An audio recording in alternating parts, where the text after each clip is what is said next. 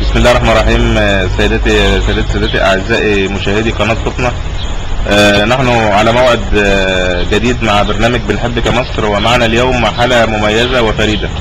معنا اليوم الطفل الموهوب عبد الرحمن ابراهيم الفقي، فهو من حافظ القرآن الكريم. هنتعرف عليه ونعرض موهبته ونعرف ايه المشكلات اللي بتواجهه وازاي بيتعامل مع الناس.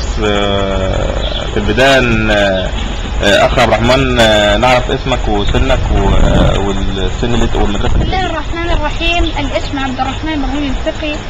العمر يعني 12 عاما و3 اشهر او 4 اشهر تقريبا.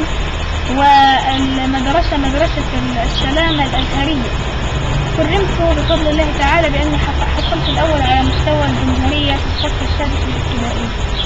أحفظ القرآن بفضل الله تعالى الكريم. عبد الرحمن، ممكن نتعرف على ايه المشكلات اللي بتقابلك سواء في التعليم او المشكلات اليوميه اللي بتقابلها كل يوم؟ بسم الله الرحمن الرحيم. اولا مفيش مشكلات يوميه والحمد لله او شيء، لكن احنا عندنا مشكلات بتبقى عامه للكل، وانا شخصيا بعاني منها واحنا كلنا بنعاني منها. يعني مشكلة في المذاكرة، يعني أنا بذاكر مثلا يعني استمتعي مثلا لو الأب والأم خارج البيت وإحنا ورانا امتحان بكرة وعايزين نذاكر، إيه اللي هيحصل؟ هنضطر ما نذاكرش ونضطر نضيع نفسنا. فالواحد بيبقى عايز يذاكر مذاكرة تبقى يعني قراءة زي الناس، ولكن دي طبعا مستبعدة إلا يشاء الله يعني، ونتعلم مثلا أو شيء دي مش يعني إن شاء الله. طريقة برايل، هتعلم طريقة برايل. أنا بتعلمها دلوقتي، لكن برضه القراءة بتبقى يعني صعبة عليها شوية. لسه يعني ما تعودش. حاسة اللمسة عندي ممكن تكون ضعيفة قليلا. أي كمان.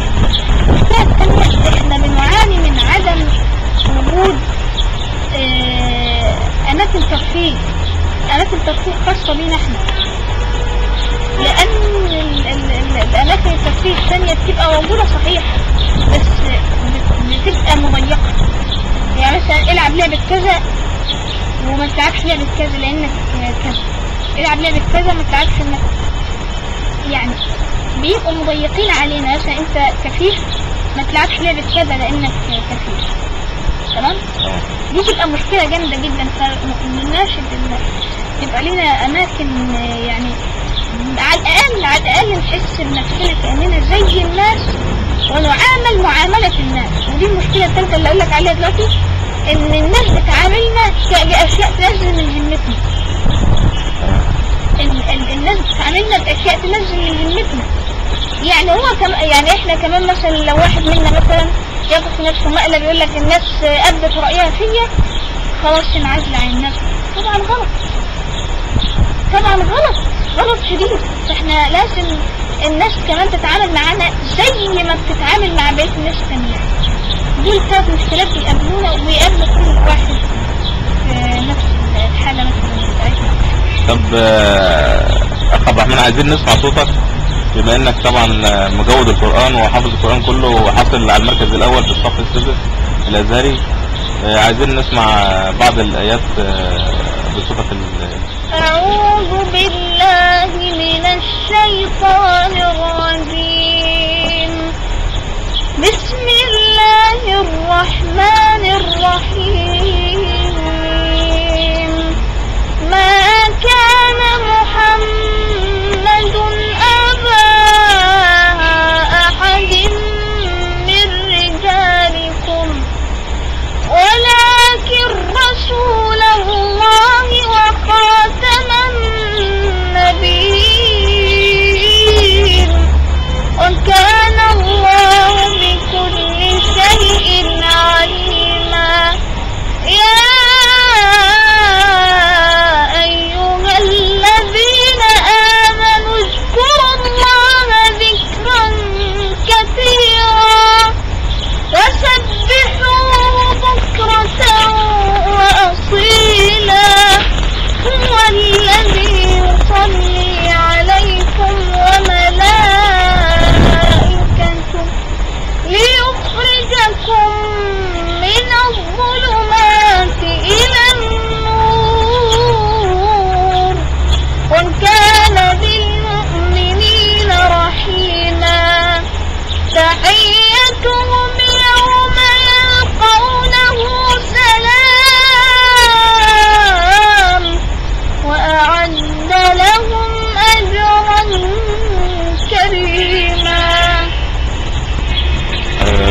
يبارك فيك وفي صوتك وفي والديك يا عبد الرحمن.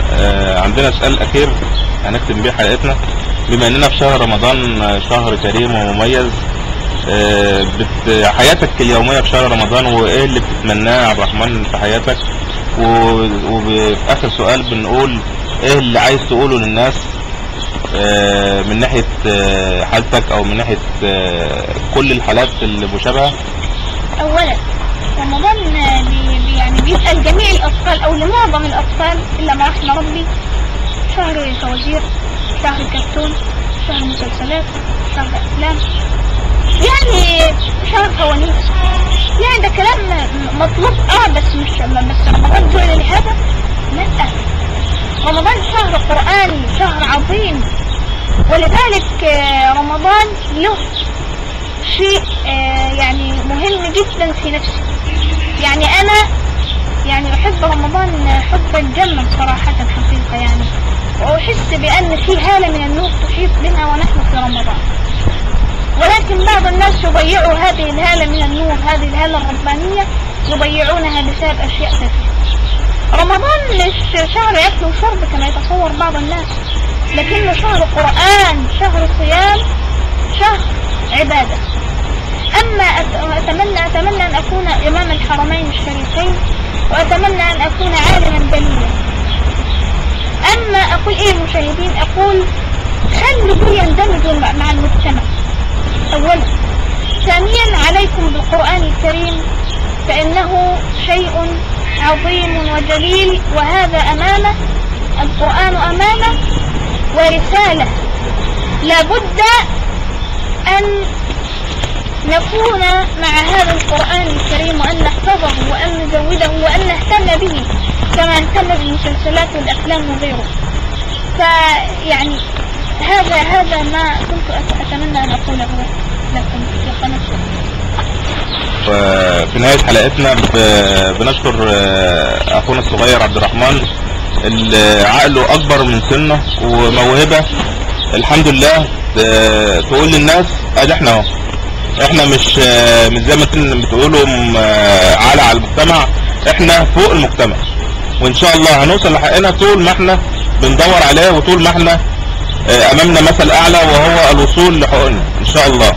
وطبعا ده حقنا ربنا فرضه علينا من فوق 7 سماوات.